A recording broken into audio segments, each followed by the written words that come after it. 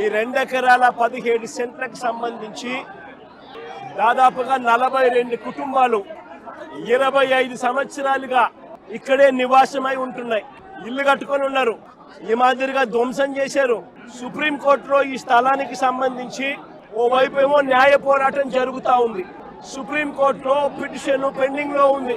December 31వ తారీఖు వరకు పోలీసులను ఈ 42 కుటుంబాలకు సుప్రీంకోర్టు ఊరటనిచ్చింది.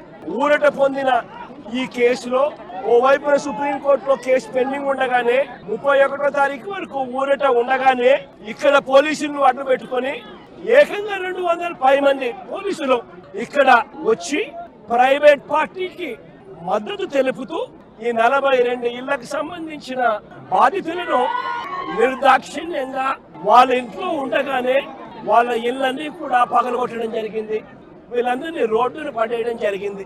నేను అడుగుతా ఉన్నాను, ప్రభుత్వ పెద్దల ప్రమేయంతోనే, వారి సహకారంతోనే, వారి ఆశీస్సులతోనే ఇంత అకస్మాత్తుగా సుప్రీంకోర్టులో డిసెంబర్ 31వ తారీఖున వరకు గడువు ఉంది అని తెలిసినా కూడా అధికార దుర్వినియోగం చేస్తూ వీళ్ళందరినీ రోడ్డు పాలు చేయడం జరిగింది. నేను అడుగుతా ఉన్నాను ఇక్కడే, అయ్యా చంద్రబాబు గారు, ఈ 2 ఎకరాల 17 సెంట్లకు సంబంధించి వీటి విలువ ఎంత అని చెప్పి నేను ఇక్కడ అడిగా. 2 ఎకరాల 17 సెంట్లు వీళ్ళు ఇల్లు కట్టుకొని ఏదైతే ఉంటా ఉన్నారో కరెంటు మార్కెట్ విలువ దాదాపుగా 150 కోట్ల పైచీలకోట. ప్రైవేట్ వ్యక్తులు దీంట్లోకి ఎంటర్ అయ్యారు.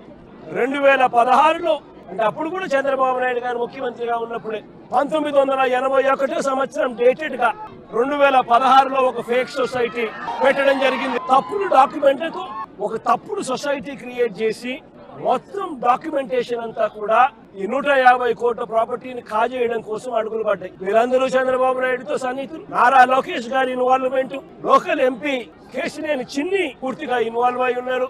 ఇక్కడ కార్పొరేటర్ కూడా జనసేన పార్టీకి సంబంధించిన కార్పొరేటర్ కూడా ఒక ఆయన జనసేన కార్పొరేటర్ సంబంధించిన వాళ్ళ బ్రదర్ కూడా ఇన్వాల్వ్ అయి ఉన్నారు. ఇంతమంది కలిసి అధికార దుర్వినియోగం అనేది ఎలా ఉంటుందన్న దానికి నిదర్శనం ఇది. ఏకంగా ఈ పోలీసులు ఈ అన్యాయస్తులకు మద్దతు ఇస్తూ బుల్డోజర్లు పెట్టి పేదలను, మధ్యతరగతి వాళ్ళను రోడ్డు పాలు చేసిన ఘటన ఇది.